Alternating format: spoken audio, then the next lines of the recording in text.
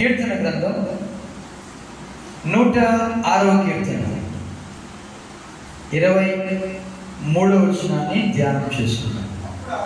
అప్పుడు ఆయన నేను వారిని నశింపజేసేదనెను. అయితే ఆయన వారిని నశింపజేయకుండునట్లు ఆయన కోపము చల్లార్చుటకై ఆయన ఏర్పరచుకున్న మోషే ఆయన సన్నిధిని నిలిచి అడ్డుపడెను. చిన్న ప్రార్థన చేసుకుంది. మహాపరిశుద్ధుడా, చదవని లేఖన భాగాన్ని దీవించాను. నీ వాక్యాన్ని ధ్యానం చేసుకుంటున్నా, మాతో మీరు మాట్లాడండి. మాకు ఏ వాక్యం అవసరమో ఎరిగిన దేవుడు నీవు. కాబట్టి మీరు మీ సేవకుల యొక్క ముఖాంతరం నుండి నాతోనూ మాతోనూ మా అందరితో మీరు మాట్లాడమని వేడుకోవచ్చు. ఈ సమయాన్ని, స్థలాన్ని, ప్రజలను మీ అసలుకి అప్పగిస్తాం. మీరే మహిమ పొందమని యేసుక్రీస్తు యొక్క ఉన్నతమైన నామంలో ఈ ప్రార్థన అడుగుచున్నాం తండ్రి. ఆమేన్. ఆమేన్. వాక్యంలోనికి వెళ్ళే ముందు ఒకసారి ఈ వీడియో చూద్దాం, తర్వాత మన వాక్యంలోనికి వెళ్దాం. మోషే సీనాయి కొండ మీద ఉన్నప్పుడు ప్రజలందరూ కూడా ఆహారం దగ్గరించి ఏం చేయమని తెలుసా? బంగారు పుంజులు. But as Moses returned, he saw their betrayal. In righteous anger, he shattered the stone tablets, breaking the covenant they had already forsaken.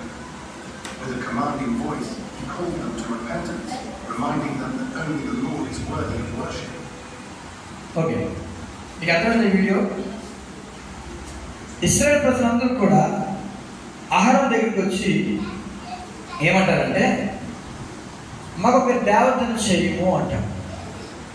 అప్పుడు ఆహారను ఒక దూడను తయారు చేస్తాడు. అది ఏ దూడ అంటే బంగారపు దూడ. వాక్యం వినాలి. బంగారపు దూడ. దాని గురించి ఈ దినాన్ని కొన్ని మాటలు మనం నేర్చుకుందాం. ఈరోజు నా అంశం ఏంటంటే వన్ మ్యాన్ సిన్ ఏ నేషన్స్ డిఫీట్. అంటే ఒక్క వ్యక్తి పాపము దేశానికే ఓటమి. ఒక్క వ్యక్తి పాపం కుటుంబానికే ఓటమి. ఒక్క వ్యక్తి యొక్క పాపము కుటుంబం అంతటికి కూడా ఏం చేస్తుంది తెలుసా? వర్తిస్తుంది. అంతేకాదు, ఒక వ్యక్తి యొక్క ప్రార్థన కూడా కుటుంబం అంతటికి కూడా వర్తిస్తుంది. కానీ ఒక వ్యక్తి యొక్క రక్షణ మాత్రం కుటుంబానికి వర్తించదు. ఓకే, యాకోబు రక్షణ తీసుకున్నారు కదా, ఆ రక్షణ అవి కూడా వస్తుంది అనుకున్నారా? వస్తుందని రాదు. ఎవరి రక్షణ వాళ్ళే.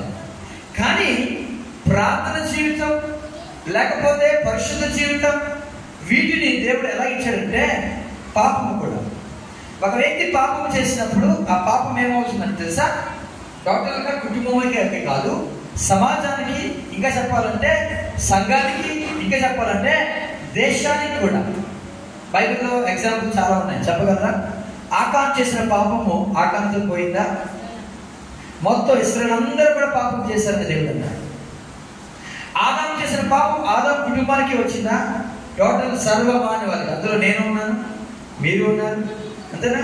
ఆదాం యొక్క పాపము నాకేమైంది? నన్ను ఓడిపోయినట్టుగా చేసింది పాపం. మరి ఆశీర్వాదం కూడా అంతే. ఒక వ్యక్తి యొక్క ప్రార్థన ద్వారా కుటుంబాన్ని దేవుడు ఆశీర్వదించాడు. ఎగ్జాంపుల్ చెప్పగలరా?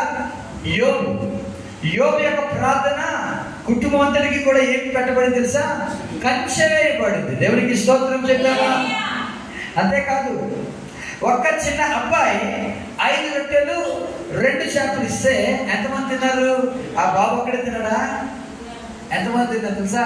అక్కడ ఉన్న కూడుకున్న ప్రజలందరూ కూడా తిన్నారు. 5,000 మంది మరి కౌంట్ చేశారు. కౌంట్ చేయని వారు ఇంకెంతమంది ఉన్నారో మనం తెలియదు. అంటే ఆశీర్వాదమైన, రెండోది శాపమైన ఎవరికి వస్తుంది తెలుసా? అందరికీ వస్తుంది. మనం ఏం కోరుకుంటాం చెప్పమంటారా? ఆశీర్వాదం కోరుకుంటా, శాపం మాత్రం కోరుకో. శాపం కోరుకున్నప్పుడు పాపం చేయకుండా ఏం చేయాలి తెలుసా? జాగ్రత్త పడాలి. ఈరోజు నా అంశం అదే. ఒక వ్యక్తి యొక్క పాపం దేశానికి ఏ ఓటమి.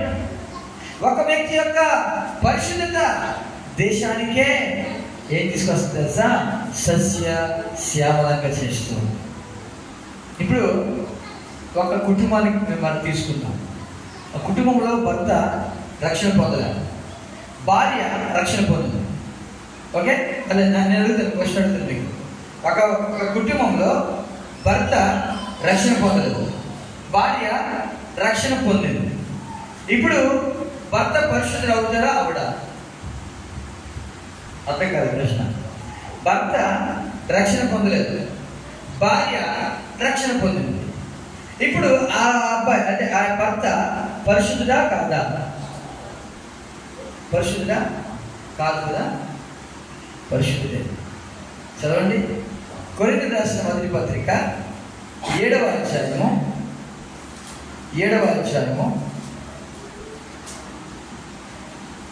చదవండి, 14 వచ్చి చదువుకుంటాం.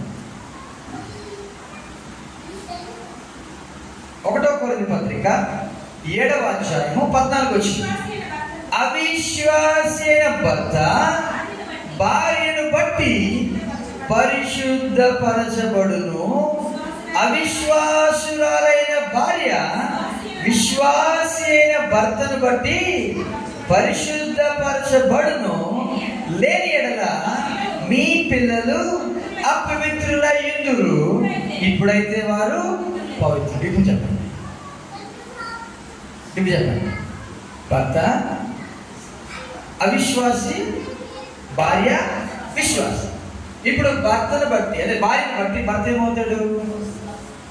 అవుతాడా లేదా? అలాగే చెప్పి చర్చికి వెళ్ళకుండా దాని గురించి మాట్లాడటం. విశ్వాసగా వస్తూ నువ్వు మానేస్తే ఇక దేవుడు దూరం అయిపోతావు. నేను దాని గురించి మాట్లాడట్లే. దేవుడి దగ్గర రాకుండా ఉన్న వ్యక్తి ఉన్నాడు ఇంటి దగ్గర. ఆ వ్యక్తి ఇంటి దగ్గరే అవిశ్వాసిగా ఏనాడు కూడా చర్చికి రావట్లే. కానీ విశ్వాసి అయిన భార్యను బట్టి ఏమో తెలుసా? పరిశుద్ధపరచుకుంటారు. అర్థమని తెలుసా? ఆమె యొక్క ప్రార్థన, ఆమె యొక్క విశ్వాసమును బట్టి ఆ వ్యక్తిని రక్షించుకోగలుగుతుంది అని అర్థం. దేవుడికి స్తోత్రం చేయాలి. అది దాని అర్థం. అదేమో తెలుసా? పరిశుద్ధపరచబడుతుందంటే ఓకే పరిశుద్ధం అవుతుందిలే, ఇక ఆవిడ అలా చర్చికి రాకపోయినా పర్వాలేదు కాదు. దాని అర్థం అది కాదు. అంటే వాక్యము లేకుండానే తమ భార్యల నడవడి వలన రాబట్టబడవచ్చును. ఎలాగా నడవడి? విశ్వాసపు నడక. అందుకే నాకు రాయించాను ఇక్కడ, విశ్వాసి అయిన భార్యను బట్టి పరిశుద్ధపరచబడును అన్నది. పరిశుద్ధపరచబడను కాదు, పరిశుద్ధపరచబడును అని ఛాన్స్ ఉంది. గతమైంది మాట ఛాన్స్. అంటే మీకు దేవుడు ఎంత క్లియర్గా మనకి అవకాశాలు ఇచ్చినాడు ఒకసారి చూద్దాం. పాపము చేసినా కూడా సేమ్ ఇదే. పాపం వల్ల ఏం చేస్తాము? కుటుంబానికి, సమాజానికి, మరి ఆ కుటుంబానికి, సమాజానికి, సంఘానికి కూడా ఎఫెక్ట్ అవుతుంది. ఈరోజు ఒక ఫ్యామిలీ గురించి మనం నేర్చుకోబోతున్నాం. అది ఎవరంటే ఇశ్రాయేలీల కుటుంబం. ఎవరండి? మన చర్చిలో ఇశ్రాయేల్ కుటుంబం కాదు, బైబిల్లో ఉన్న ఇశ్రాయేలీల ప్రజల యొక్క కుటుంబం గురించి మనం నేర్చుకోబోతున్నాం. 32వ అధ్యాయం, నిర్గమకాండం 32వ అధ్యాయం. దయచేసి ఎవరైనా చదవండి. 1వ వచనం నుండి 5వ వచనం వరకు చదువుకుంటాం. మోషే కొండ దిగకుండా తడవు చేయుట ప్రజలు చూచినప్పుడు ఆ ప్రజలు అహరోను నదికి కూడి వచ్చి, లేము మా ముందర నడుచుటకు ఒక దేవతను మా కొరకు చేయుము, ఐగుప్తులో నుండి మమ్మను రప్పించిన మోషే వాడు ఏమైనా మాకు తెలియదనేది అతనితో చెప్పింది. అందుకు ఆరోను మీ భార్యలకు, మీ కుమారులకు, మీ కుమార్తెలకు చెవులనున్న బంగారు పోకలను తీసి నా ఇద్దరు తండ్రి వారితో చెప్పగా, ప్రజలందరూ తమ చెవులకున్న బంగారు పోకలను తీసి అహరోను వద్దకు తెచ్చిరి. అతడు వారి యొద్ద వాటిని తీసుకొని పోగరతో రూపమును ఏర్పరచి దానిని పోత పోసిన దూడగా చేశాను. అప్పుడు వారు, ఓ ఇశ్రాయేలు, ఐగుప్తు దేశంలో నుండి నిన్ను రప్పించిన నీ దేవుడు ఇదే అని అహరోను అది చూచి దాని ఎదుట ఒక బలిపీఠము కట్టించెను. మరియు అహరోను రేపు యెహోవాకు పండుగ జరుగునని చాటింపగా మరునాడు వారు దాన బలులను సమాధాన బలులను అర్పించిరి. చాలు అంతవరకు 5 నిమిషాల వరకు మనం చదువుకున్నాం. Praise lord. ఓకే, ఈ మాటలు మనం చాలాసార్లు విన్నాం. ఇక్కడ ఒక నాయకుడు మనకు కనపడుతున్నారు. చెప్పగలరా ఆ నాయకుడి పేరు? అహరోన్. మోషే అంటారేమో అనుకున్నాను నేను. నాయకుడు రాజీ పడుట మొట్టమొదటి అంశం. నాయకుడు రాజీ పడితే ఏమవుతుంది? అహరోను నాయకుడు, మోషే నాయకుడే, కానీ మోషే లేడు. మోషే ఎక్కడికి వెళ్ళాడు? దేవుని యొక్క ధర్మశాస్త్రం పొందుకోవడానికి సీనాయి కొండ మీదకి వెళ్ళిపోయాడు. మోషే 40 పగళ్ళు 40 రాత్రులు కలిపి ఆ సీనాయి కొండ మీద గడిపాడు. మోషే రాలే, కనపడ్డా. మోషే కనపడిపోయేసరికి వీళ్ళకి ఏం పట్టుకుంది? టెన్షన్ పట్టుకుంది. ఈ మోషే వాడు ఏమైపోయాడో మాకు తెలియదు. వారు అన్న మాట కూడా చూడండి, అహరోను దగ్గర కూడి వచ్చేసారు అందరూ కూడా. అహరోను గారు ఏంటి మమ్మల్ని ఐగుప్తు నుండి రప్పించిన మోషే అన్నవాడు, ఆ మోషే ఏమన్నాడంట? రప్పించిన ఆ మోషే అనువాడు ఏమైనో. ఒక దైవజనునికి ఇవ్వాల్సిన గౌరవం ఎలా చేశారు? మోషే పేరు పెట్టంటారు, మళ్ళా అనువాడు. మోషే అనేవాడు ఉన్నాడు. ఆ వ్యక్తి ఏమైపోయాడో మాకు తెలియదు. వారి మాటలు చూడండి. ఎందుకు అనేక మంది శాపాన్ని కొని తెచ్చుకున్నారంటే నోటి మాటను బట్టి. దేన్ని బట్టి చెప్పండి? గట్టిగా చెప్పండి. నోటి మాటను బట్టి. వినాలి, ఇటు వినాలి, వాక్యం వినాలి. లేదు రాయడానికి వినాలి. కూర్చోండి. Very good. బుక్ మోసే వినాలి, వాక్యం వినాలి. నోటి మాటను బట్టి నీవు దోషివని తీర్పునంతావు. నీ నోటి మాటను బట్టి నీతిమంతుడవని కూడా తీర్పు పొందుతావు. దేవునికి స్తోత్రం చెప్దామా? మూర్ఖుడంట బాగా వినండి. మూర్ఖుడైతే నోరు మూసుకుంటే జ్ఞాని అంటాడంట. జ్ఞాని అనబడతాడంట. జ్ఞాని అంట యథావిధంగా ఎలా పడితే అలా మాట్లాడితే అంట మూర్ఖుడు అవుతాడు. రివర్స్. అర్థమైందా? అక్కడ ఎంత జ్ఞానవంతుడైనా అజ్ఞానంగా మాట్లాడితే ఖచ్చితంగా ఏమంటారు తెలుసా? అతన్ని మూర్ఖుడు అంటాడు. ఒక మూర్ఖుడు నోరు మూసుకుంటు అంటే ఏం మాట్లాడకుండా చక్కగా నోరు మూసుకుంటే అతను ఏమంటామంటే జ్ఞాని. మన నోటి మాటను బట్టే మనం తీర్పు పొందుతాం. అందుకే ఏమి మాట్లాడుతున్నామో మీరు ఏం చేయాలి తెలుసా? జాగ్రత్తగా చూసుకోవాలి. చదవండి మత్తయి సువార్త 12వ అధ్యాయం. మత్తయి సువార్త 12వ అధ్యాయం. నోటి మాట గురించి యేసు ప్రభువు ఏమని తెలుసా? మత్తయి సువార్త 12వ అధ్యాయము 37వ వచనం చదవండి ఒకసారి. నీ మాటలను బట్టి నీతిమంతుడవని తీర్పునందుకు, నీ మాటలను బట్టియే అపరాధివని తీర్పునందుదు. చూసారా? నీ మాటలను బట్టి నీతిమంతుడవని తీర్పునందుదు. రెండోది, నీ మాటలను బట్టియే అపరాధి. అపరాధి అంటే దోషి. అపరాధి అంటే దోషి అని తీర్పు నందుదువు. అంటే మాట్లాడుతున్నప్పుడు ఎలా జాగ్రత్తలు చూసుకోవాలి, ఏం మాట్లాడుతున్నామో కూడా చూసుకోవాలి. వీళ్ళు అంటున్నారు, అహరోను లేమో మాకు ముందర నడుచుట ఒక దేవతను చేయి.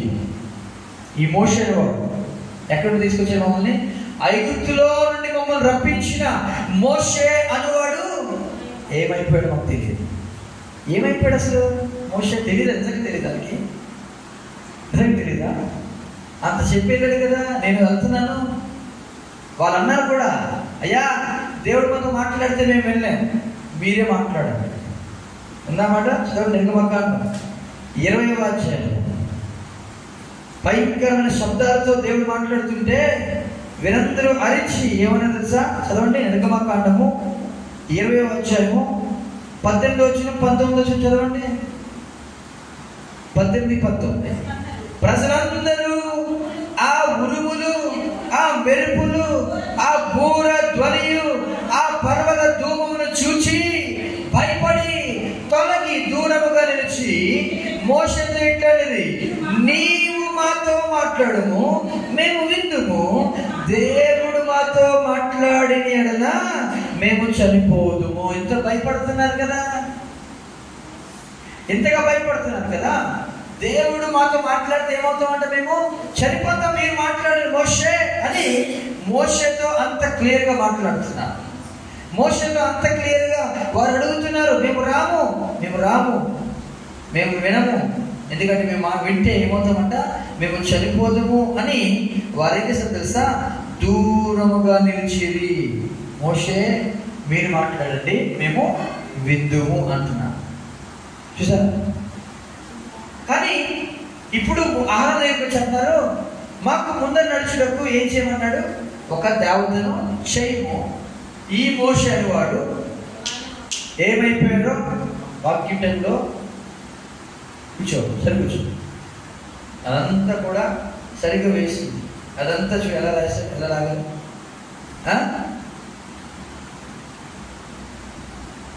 కూర్చో కూర్చో. మోషే అనేవాడు ఏమైపోయానో మాకు తెలియదు అని అహరోనుతో వారు మాట్లాడుతుంటే నిజంగా వారి మాటలు ఏం తీసుకొచ్చాయి తెలుసా? శాపాన్ని తీసుకొచ్చాయి. వారు మాట్లాడిన ఆ దినాన్నే ఎంతమంది చనిపోయారు చెప్పమంటారా? 3000 మంది చనిపోయారు. 3000 మంది, ఇంచుమించు 3000 మంది చనిపోయారు. మాటలు మనం జాగ్రత్తగా మాట్లాడాలి. అందుకే మాట్లాడుతున్నప్పుడు ఎలా మాట్లాడదు తెలుసా? నిదానించి మాట్లాడు అంతే. కానీ తొందరపాటుతో మాట్లాడుతూ మన మీదకి ఏం తెచ్చుకున్నామో తెలుసా?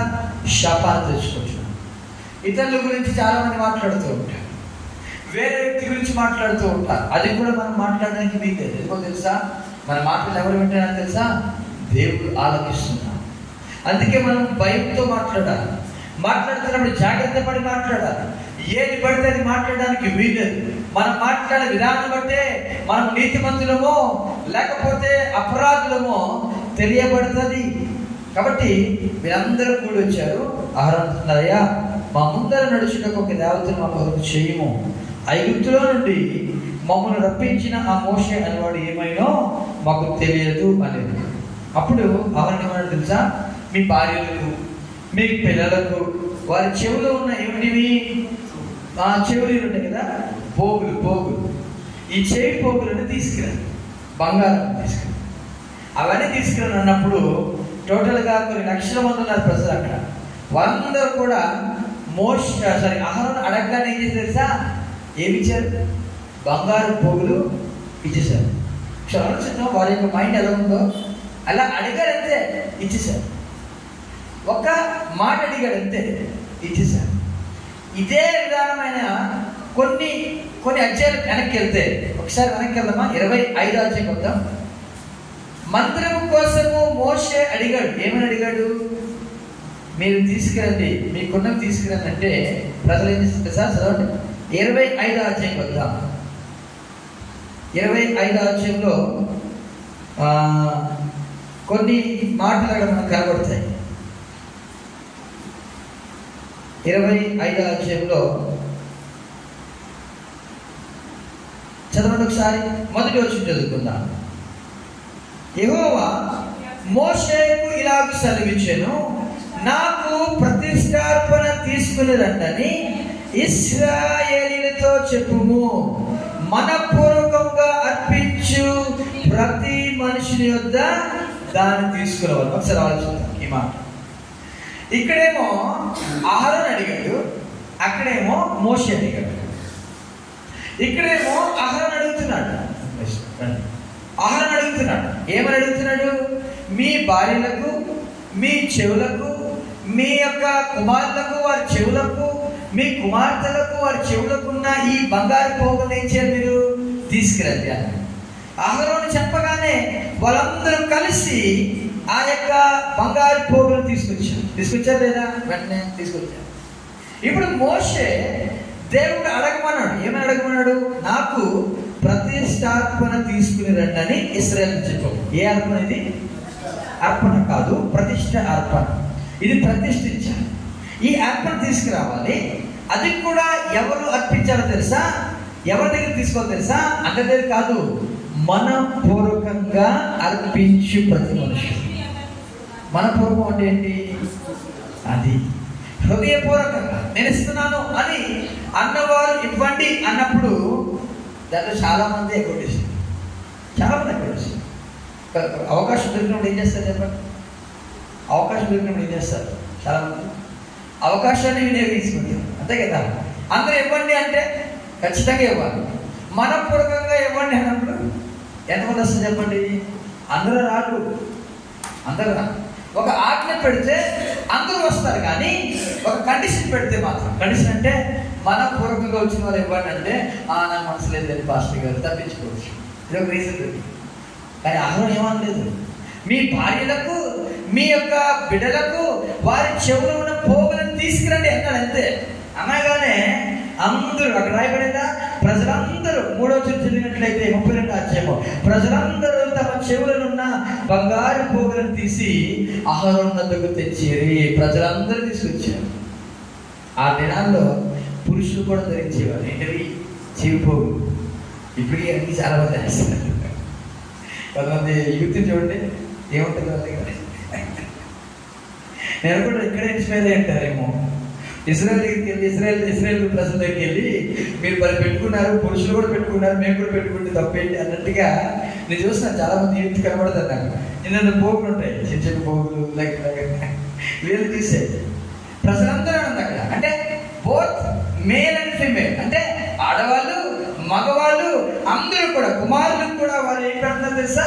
చేయి పోగులు, బంగారు పోగులు. అది కూడా కుమార్తెలకు వాటన్నింటినీ కూడా తీసుకుని ఎక్కడ తీసుకొచ్చారు తెలుసా? అహరోను దగ్గరికి వచ్చారు. ఎందుకు వచ్చారు? అహరోను ఏమన్నాడు? కాదు, వాళ్ళందరూ ఏమన్నారు? మాకు దేవతను చేయము అన్నందుకు వాళ్ళందరూ కూడా తీసుకొచ్చేసారు. ఇప్పుడు మోషే ఇదంతా కూడా చూస్తున్నాడు పైనుండి. దేవుడు చూపిస్తున్నాడు. మోషే చూడు, ఒకసారి కింద చూడు. మోషే చూస్తుంటే సీనాయి కొండ నుండి వాళ్ళందరూ కూడా డ్యాన్స్ చేస్తున్నారు. దేవుడు మాట్లాడుతున్నాడు, మోషే నీ ప్రజలు చెడిపోయారు. మోషే అర్జునికి వెళ్ళిపోయారు వాళ్ళ దగ్గరికి. వారందరూ కూడా తప్పిపోయారు. వారు నా యొక్క మాటలు వారు వినట్లేదు, వారితో నేను వారిని చంపేస్తాను, పక్కకు వెళ్ళాలని మోషేతో మాట్లాడుతుంటే మోషే అప్పుడే బతిమాలుకున్నాడు. దేవునికి స్తోత్రం చెప్దామా? చదవండి 32వ అధ్యాయం, నిర్గమకాండం 32వ అధ్యాయం 7వ వచనం చదవండి. 7వ వచనం, 8వ వచనం. కాగా యెహోవా మోషేతో ఇట్లా, నేను నీవు దిగి వెళ్ళుము, ఐగుప్తు దేశం నుండి నీవు రప్పించిన నీ ప్రజలు చెడిపోయి నేను వారికి నియమించిన త్రోవ నుండి త్వరగా తొలగిపోయి తమ కొరకు పోత పోసిన దూడను చేసుకొని దానికి సాగిలపడి బలి నర్పించి పోయి ఇశ్రాయేలు ఐగుప్తు దేశం నుండి నేను రప్పించిన నీ దేవుడు ఇదే అని చెప్పుకొనిరి అని. ఈ మాటలన్నీ కూడా ఎవరు చెప్పారు తెలుసా? దేవుడు మోషేతో మాట్లాడుతున్నాడు. ఇంకా కిందకెళ్ళి చదవండి. నువ్వు ఆగు మోషే, వారందరినీ ఒక్క దెబ్బతో చంపేస్తానంటే మోషే అయ్యా అబ్రాహాంకి ఇచ్చిన వాగ్దానం ఏమైంది? అబ్రాహాంకి ఇచ్చావు కదా. అంతేకాదు ఫరోని ఐగుప్తులందరినీ కూడా నువ్వు మరి తెగులతో వాళ్ళందరినీ కూడా నాశనం చేసి నీ ప్రజలు రప్పించావు కదా, ఎందుకు వాళ్ళు చెప్పడానిక అంటే అప్పుడు మోషే యొక్క మాటలు దేవుడు విని మొదలెత్తున్నాడు. మోషే యొక్క మాటలు దేవుడు విని, మన మాటలు దేవుడు వినాలంటే దేవుని మాటలు మనం వినాలి. ముందు దేవునికి స్తోత్రం చెప్తాను. నువ్వు దేవుని మాటలు వినకుండా దేవుని మాటలు వింటావు. మోషే దేవుని మాటలు వింటున్నాడు. ముందు మోషే దేవుని సన్నిధిలో ఉన్నాడు. అవన్నీ కూడా మనం నేర్చుకుందాం. మోషేని దేవుడు వెళ్ళమన్నాడు. వచ్చేసరికి కిందకి అహరోనుతో అంటున్నాడు, అహరోను ఏంటిది, ఈ ప్రజలందరినీ ఏం చేశావు? అహరోను చేసిన పాపం గురించి కొన్ని మాటలు మనం చూద్దాం. అహరోను ఏం చేశాడు పాపం చెప్పండి ఒకసారి. అహరోను ఏమైనా తప్పు ఉందా? ఒక మాట అడుగుతాను. అహరోను ఆ బంగారపు దూడలు చేస్తున్నాడు. చూడండి, బంగారపు దూడలపై బాగా తయారు చేశాడు. అగ్నిలో ఆ బంగారం అంతా కూడా వేస్తే అదేమైపోయింది తెలుసా? దూడ అయిపోయిందంట. చెప్తున్నాడు అహరోను. మోషే వచ్చి అడుగుతున్నాడు.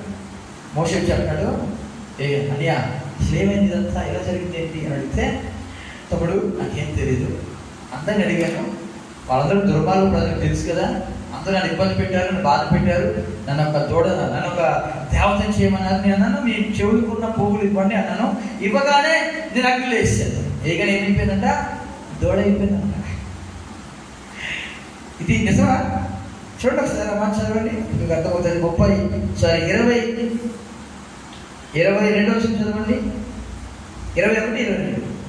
అప్పుడు మోషే, నీవు ఈ ప్రజల మీదకి ఈ గొప్ప పాపము రప్పించినట్లు వారిని ఏమి చేసిరి అని అహరోను అడుగుగా, అహరోను, నా ఏలవాడా, నీ కోపము మండనీయకము, ఈ ప్రజలు దుర్మార్గుల మాట నీ వెరుగుదు. 23 వారు మాకు ముందర నడుచుటకు ఒక దేవతను చేయము, ఐగుప్తులో మమ్మల్ని రప్పించిన వాడు ఈ మోషే ఏమైనా మాకు తెలియదనేది. అందుకు నేను ఎవరి యొద్ద బంగారం ఉన్నదో వారు దాన్ని ఓడదీసి తెన్నని చెప్పింది. నేను దాని అగ్నిలో వేయగా ఈ దూడ అయిపోయింది. నేనేం చేశాను తెలుసా? అగ్నిలో వేశాను. అంటే ఎంత తప్పించుకున్నారో, చాలాసార్లు తప్పించుకుంటూ ఉంటాను. మోషే కాదు, ఆదాం హవ్వను అడుగుతున్నాడు. ఆదాం అడుగుతున్న ముందు, నేను తినవద్దన పండు తిన్నావా అంటే ఏమంటున్నాడు ఆదాం? తిన్నానంట్లే. నీవు ఇచ్చినా ఎవరు? హవ్వ. ఈ స్త్రీ నన్ను మోసపుచ్చినవా నీకు తెలుసా? ఈ హవ్వ ఇచ్చింది నేను తిన్నానంటే బాగుంటుంది, తిన్నాను చెప్పట్లే. ఈ హవ్వ ఇచ్చింది కదా అంటే తప్పించుకున్నాడు. ఈవిడ తప్పు, నా తప్పు కాదు. ఆవిడ నడితే సర్పం నన్ను మోసపుచ్చింది కదా నేను తిన్నాను అంటే నా తప్పు కాదయ్యా. ఈ పక్కన కదా సర్పం తెప్పించడానికి సర్పం మాట్లాడలేదు. మా బేబీ అడగలేదు కూడా, దేవుడు అక్కడ అడగలేదు కూడా. వెంటనే దాన్ని శపించేశాడు. నువ్వు ఇంకా భూమి మీద పాకుతూ అలాగా. అంటే మనిషి యొక్క నైజం ఏంటి తెలుసా? ఎల్లప్పుడూ తప్పించుకోవడం ట్రై చేస్తాడు, ఒప్పుకోడు, పాపం గురించి ఒప్పుకోడు. అందుకే దేవుడు మన మీద కనికరపడి పరిశుద్ధాత్మను పంపించాడు. దేవునికి స్తోత్రం చెప్తామా? ఎందుకొరకు పరిశుద్ధాత్మ తెలుసా? మొట్టమొదటి కారణము మనల్ని ఒప్పించడానికి, ఆపుదము అని చెప్పడానికి. మనం ఒప్పుకోకపోతే ఏమవుతుంది తెలుసా? మన యొక్క పాపం అక్కడే ఉండిపోతుంది. ఉండిపోతే ఏమవుతుంది తెలుసా? మనము దేవుడి దగ్గరికి వెళ్ళలేము. ఈ పాపము అక్కడే ఉండిపోతుంది. పాపము బయటికి రావాలంటే దాన్ని ఒప్పుకొని విడిచిపెట్టినప్పుడు కనికరము పొందుకుంటాం. దేవుడికి స్తోత్రము చెప్తామా? ఆయనకు తెలియదయ్యా, నేను అగ్నిలో వేస్తాను, ఏమైపోయిందంటే ఇది దూడైపోయింది. కానీ దేవుడికి చెప్తాడు దేవుడు. అహరోను యొక్క పాపం చూద్దాం. నాయకుడైన అహరోను చేసిన పాపం. నాయకుడు అంటే కుటుంబంలో భర్త నాయకుడు. గుర్తుపెట్టుకోండి, కుటుంబంలో ఎవరు? భర్త నాయకుడు. మరి భార్య ఏమవుతుంది? నాయకుడు. బిడ్డని నాయకుడు అన్నాం. నవీన్ అంటావా? ఇప్పుడు నేను నవీన్ నాయకుడు అంటావా? అన్నాం. యాకోబు గారిని అంటాం, ఆంటీ గారిని అంటాం, డేవిడ్ని కానీ తర్వాత నవీన్ని కానీ మనం నాయకుడు అన్నాం. వారి ఇంట్లో కుటుంబము ఏర్పాటు అవ్వలేదు. ఒక కుటుంబంలో నాయకుడు అంటే భర్త లేదా భార్య, వారి యొక్క అవిధేయత అంటాను కుటుంబం మీదకి వస్తుంది. అందుకే జాగ్రత్తగా మన పాపమును ఒప్పుకొని పాపము చేయకుండా బహు జాగ్రత్తగా దేవుని యొక్క సన్నిధిలో ఉండాలని దేవుడు కోరింది. ఇక్కడ నాయకుడు అహరోను ఏం పాపం చేశాడో చూద్దామా? మొట్టమొదటిది, అహరోను బంగారు దూడను చేయలేదండి, బంగారు దూడను కల్పించెను. చదవండి 32వ అధ్యాయంలో 35వ చదవండి, లాస్ట్ వచ్చినాం.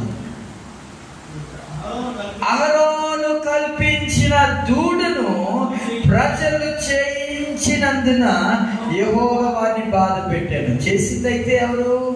అహరోనే. కల్పించాడు, కానీ చేయించింది ఎవరు? చెప్పట్లే, ఇజ్రాయెల్ ప్రజలు చేయించారు. గమనించారా? మనస్ఫూర్తిగా అయితే అహరోను చేయలేదు. వీరు ఫోర్స్ చేశారు. వీరు కత్తులు చూపించారేమో అహరోనుకి. ఏమి చూపించారో మనకు తెలియదు, కానీ అహరోను భయపడిపోయాడు. మేబీ అహరోను యొక్క భార్యను వారు ఏం చేశారు? కిడ్నాప్ చేసి చేయించారేమో మనకు తెలియదు. ప్లాన్ చేసేసి అహరోను ఎలాగైనా మరి ఒక దేవతను చేసినట్లుగా మరి అతను చేస్తే అహరోను కల్పించిన ఒక దూడ పాపముగా మారిపోయింది. అహరోను ఒక దూడ అంటే ఒక విగ్రహంను కల్పించాడు. అహరోను ఎంత భయపెట్టారో తెలుసా? అహరోను తప్పులేదు మనం అనుకుంటాం, కానీ అహరోను కూడా తప్పు. ఎందుకో చెప్పమంటారా? చదవండి, నిర్గమకాండము 32వ అధ్యాయము 5వ వచనం చదవండి. 5వ వచనం, అహరోను అది చూచి దాని ఎదుట ఒక బలిపీఠము కట్టించాను. ఆగండి, ఏం కట్టించాడండి? బలిపీఠం కట్టాడంటే తెలుసుడు కట్టాడా, తెలియకుండా కట్టాడు? ఇప్పుడు వాళ్ళు ఏమి అడగలేదు, మాకు బలిపీఠం కట్టండి అనలేదు. ఇస్రాయేల్ దేవత మాత్రం చేయలేదు. దేవతను చేయమంటే ఇతను ఏం చేశాడు? దూడని చేశాడు. దూడని చేసిన తర్వాత ఊరుకోవచ్చు కదా, దాని దగ్గరికి వెళ్ళి ఒక చక్కటి బలిపీఠం కట్టాడు. ఎక్కడ అది చూసి అంటే, అది అంటే ఏంటి? ఆ విగ్రహాన్ని చూశాడు, ఆ బంగారపు దూడను చూశాడు. చూసి దాని ఎదుట, అంటే ఎక్కడో మూలన కట్టలేదు, ఆ విగ్రహం చూసుకుంటూ కడుతున్నాడు. ఏంటది? బలిపీఠం, దహన బలిపీఠం కట్టాడు. చెప్పండి, అహరోను ఏమైనా తప్పు చేశాడు? ఎక్కడైనా అహరోను ఎంత పాపం ఉంది? దేవుడు అహరోను చేసిన పనికి ఎంత కోపోద్రేకంతో ఉన్నాడో తెలుసా? నాయకులైన వాడు, నాయకులు అంటే సంఘంలో నాయకులే కాదండి, కుటుంబంలో ఉన్న నాయకులు కూడా పాపము చేస్తే దేవుడు ఊరుకోడు. అక్కడ రాయబడిన మాట చదివారా? అహరోను కల్పించిన దూడను ప్రజలు చేయించినందున యెహోవా వారిని బాధ పెట్టాను. 35వ వచనంలో ఉంది. దేవుడు బాధ పెట్టాడు. దేవుడు ఎవరిని కూడా హృదయపూర్వకంగా బాధ పెట్టాడు, కానీ బాధ పెట్టాల్సిన అవసరం వస్తే ఖచ్చితంగా బాధని అలౌ చేస్తారు. ఎందుకో తెలుసా? మన యొక్క పాపమును బట్టి. అహరోను చేసిన పాపం ఏంటో తెలుసా? విగ్రహం తయారు చేశాడు. విగ్రహం తయారు చేశాడు. ఎలా విగ్రహం తీసుకొచ్చాడు? తెలుసా? అసలు బంగారపు దూడని చేసే అటువంటి ఆలోచన అహరోనుకి ఎందుకు వచ్చింది తెలుసా? తన యొక్క మనసులో ఈ దూడ అనేది ఉంది. అహరోను యొక్క మనసులో ఈ బంగారపు దూడ అనేది ఉంది. ఇప్పుడు ఇల్లు కట్టాలంటే ముందు ఏమవుతుంది? బ్లూ ప్రింట్ అంటారు అంటే దాన్ని, ఆ ఇమేజ్ అంతా కూడా మన యొక్క మైండ్లో ఉంటుంది, కట్టే వ్యక్తి యొక్క మైండ్లో ఉంటుంది. తర్వాత దాన్ని ఏం చేస్తాము? దాన్ని కడతాం. అలాగే మరి కల్పించాడు అహరోను అంటే అర్థం ఏంటంటే, ఆ దూడ ఆల్రెడీ ఎక్కడ తెలుసా? అహరోను యొక్క మైండ్లో ఉన్నది. పాపం ఎలా ప్రవర్తించారా? పాపం అంటే ముందు ఎక్కడ స్టార్ట్ అవుతుంది తెలుసా? మన యొక్క మనస్సులో స్టార్ట్ అవుతుంది. అందుకే మనస్సుని దేవుడు గట్టిగా కట్టుకోమన్నాడు. దేంతో కట్టుకోమన్నాడు తెలుసా? వాక్యం అనే కత్తితో కట్టుకోవాలి. దేవుడికి స్తోత్రం చెప్తామా? హల్లెలూయా. మనసులోనికి ఎటువంటి పాపము రావడానికి వీలేదు. ఎటువంటి పాపము కానీ దోషము కానీ మనము దాన్ని తీసుకుని రావడానికి వీల్లేదండి. ఇశ్రాయేలు ప్రజలందరూ కలిసి వారు ఏం చేస్తారు తెలుసా? ఈ దూడని మోసుకుంటూ వచ్చారు, వారి హృదయంలో పెట్టుకుని వచ్చారు. రెండో పాపం చెప్తాను. అహరోను ప్రజల్ని ఏం చేశాడు తెలుసా? చదవండి, 32వ అధ్యాయంలోనే 25వ వచనం చదువుకుందా. 25వ వచనం నిర్గమకాండము 32:25 వచనం. ప్రజలు విచ్చలవిడిగా తిరుగుట మోషే చూచెను. వారి విరోధులలో వారికి ఎగతాళి కలిగినట్లు అహరోను విచ్చలవిడిగా తిరుగుటకు వారిని విడిచిపెట్టి ఉండేను. ఒకసారి ఆత్మ ఏం చేశాడంట? అహరోను విడిచిపెట్టేశాడు. ఈ దేనికి విడిచిపెట్టేశాడు? విచ్చలవిడిగా తిరగడానికి. మీకు అర్థమైంది మాట? అహరోను ఇశ్రాయేలు ప్రజల్ని కట్టుదిట్టం చేయటం లేదు, రూల్స్ పెట్టట్లేదు. మీరు లైన్గా ఉండండి అంటలేదు, మీరు నిలబడినాను అంతే. వాళ్ళందరూ కూడా ఎలా పడితే అలాగే నిలబడడం మొదలుపెట్టారు. క్రమము లేకుండా వారందరూ నిలబడడం మొదలుపెట్టారు, వారందరూ తిరగడం మొదలుపెట్టారు. వారందరూ కూడా విడిగా తిరగడానికి అహరోను వారిని ఏం చేసి తెలుసా? విడిచిపెట్టేశాడు. ఈ రోజుల్లో భర్త ఏం చేస్తుంది తెలుసా? కుటుంబాన్ని విడిగా తిరగండిరా అని విడిచిపెట్టేస్తారు. భార్య ఏం చేస్తుంది తెలుసా? బిడ్డల్ని విడిగా తిరగండి అని చెప్పి విడిచిపెట్టేస్తున్నా. అహరోను కూడా ఏం చేస్తుంది తెలుసా? విడిగా తిరిగి. ఇది పాపం అండి. దేవుడు పాపంగా పరిగణించాడు. మనం ఏం చేయాలి తెలుసా? కుటుంబంలో దేవుడు నీకు నాయకుడి యొక్క పొజిషన్ ఇచ్చిన అర్థమే తెలుసా? నీవు రూల్స్ పెట్టాలి. రూల్స్ పెట్టాలంటే ఇంకా కఠినమైన రూల్స్ కాదు నేను చెప్పేది, పెట్టవలసిన రూల్స్. నీ పిల్లలు వాక్యం చదవకపోతే నువ్వేం చేయాలి తెలుసా? నీకు టిఫిన్ పెట్టను, ముందెళ్ళి వాక్యం చదువు. మా బాబు ఉన్నాడు, అది మమ్మీ పిలుస్తుంది, టిఫిన్ పిలుస్తాను. అడిగేసరికి మమ్మీ అడుగుతుంది, రే బైబిల్ చదివావా? బైబిల్ చదువు. అయితే రా కూర్చో. బైబిల్ చదవలేదా? ఆకలి అన్నా కూడా ఏంటి తెలుసా, ఇదే విచ్చలవిడిగా వదిలిపెట్టకపోవడం. విచ్చలవిడిగా ఇప్పుడు నువ్వు అనుకో వదిలేసావు అనుకో, రేపు పొద్దున అది అలవాటు అవుతుంది. దేవుడిని విడిచిపెట్టే ఛాన్సులు ఉంటాయి. మొక్కాయి వంగనిది మానే వంగున అన్నారు కదా, ఇదే విచ్చలవిడిగా వదిలిపెట్టడానికి వీలేదు. కుటుంబంలో భార్యను కూడా కొంతమంది ఉంటారు, భర్తలు అయితే తెలుసా, భార్య ఇక షాపింగ్ అంటే పూర్తిగా ఏం తెలుసా, అమ్మా నీకు ఏం కావాలని కొనుక్కో. ఇలాంటి భర్తలు అంటే భార్యకు చాలా ఇష్టం. కానీ దాన్ని ఏమంటామంటే విచ్చల విడుతున్నాం. రూల్స్ పెట్టామా, నీకు నచ్చింది కొనుక్కో, కానీ ఇంత అమౌంట్ మాత్రమే, దీనికన్నా ఎక్స్ట్రా అయితే ఊరుకో. ఎందుకు? అది ప్రేమ దగ్గర కాదు, ప్రేమ ఉంది కాబట్టి విచ్చలవిడితనంగా వదిలిపెట్టలేదు. ఎందుకో తెలుసా, ఒక బాధ్యత భర్తకి అప్పగించాడు దేవుడు. దేవుడికి స్తోత్రం చెప్తాను. లెక్క అప్పగించాలి, ఖచ్చితంగా అప్పగించాలి. భార్యను బట్టి ఖచ్చితంగా దేవుడికి భర్త అప్పగించాలి. ఒకవేళ భార్యను తీసుకుందా, భార్య కూడా రూల్స్ పెట్టాలి భర్తకి. ఏమండి, మీరు నైట్ 11-12 రావడం కాదు. ఎప్పుడు రావాలి? టైంకి రావాలి. లేట్ నైట్ వస్తారు, ఎక్కడెక్కడికి వెళ్తారో తెలియదు, ఏం చేస్తారో తెలియదు. ప్రార్థనతో ఇవన్నీ కూడా ఎలా చేయాలి తెలుసా, ప్రార్థన పూర్వకంగా మాట్లాడుకుంటూ ఒకరికి ఒకరు ఇద్దరు కూడా ప్రేమగా, ఐక్యతగా, విచ్చలవిడితనంతో కాదు, ప్రేమతో ఇరువురు కూడా ఒక సమాధానంతో వారు జీవించాలని దేవుడు కోరుతున్నాడు. దేవుడికి స్తోత్రం చెప్తామా, హల్లెలూయా. ఇది దేవుడిస్తున్న మరి ఒక గొప్ప ఆజ్ఞగా అహరోను దాన్ని తీసుకోలేదు. అడుగుతున్నాడు మోషే, ఏంటి మోషే ఏంటి అహరోను మీరందరూ కూడా విచ్చలవిడికి తిరుగుతున్నారు అంటే, నేనే విడిచిపెట్టేసానయ్యా, ఏం చేస్తాను, పట్టుకుని లైన్లో ఉండండి చెప్పి నేనేమైంది తెలుసా, అలసిపోయాను. ఇప్పుడు ఏం చేస్తున్నాను, విడిచిపెట్టేసాను. దేవుడు దాన్ని పాపం ఇచ్చాడు. అందుకే ఆ కింద వచ్చిన చదివితే మీకు అర్థమవుతుంది. 3000 మంది చనిపోయారు. 28వ వచనం చదవండి ఒకసారి. లేవీయులు మోషే మాట చొప్పున చేయగా ఆ దినమున ప్రజలలో ఇంచుమించు 3000 మంది కూలిపోయారండి. 3000 మంది చచ్చిపోయారండి. 3000 మంది చచ్చిపోయారు. 3000 మంది యొక్క భార్యలు ఏమయ్యారు, అనాథలు అయిపోయారు. 3000 మంది బిడ్డల కుటుంబాల్లో ఉన్న బిడ్డలు అనాథలైపోయారు. తండ్రి లేక వారందరూ కూడా చనిపోయారు. కారణం తెలుసా, ఆ దినాన్ని విచ్చలవిడితనం. అందరూ కూడా ఎవరికి వారిగా వెళ్ళిపోతున్నారు. ఈరోజు ఎంతమంది మనము విచ్చలవిడితనం కాకుండా కొన్ని రూల్స్ పెట్టుకొని ఒకరికి ఒకరు సమాధానముగా దేవుని యొక్క ఐక్యత ప్రకారం జీవిస్తున్నారో వారు నిజంగా ధన్యులు అని మరొకసారి తెలియజేస్తున్నాం. తల ఉంచుదాం, కళ్ళు మూసుకుందాం, ప్రార్థన చేసుకుందాం.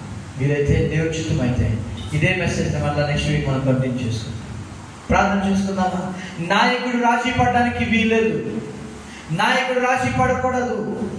రాజీ పడితే ఏమవుతుందో తెలుసా, ఇదే జరుగుతుంది. అహరోను రాజీ పడిపోయాడు. అహరోను వారందరూ కూడా చెడుతున్నారు, మాకు దేవతను చేయము,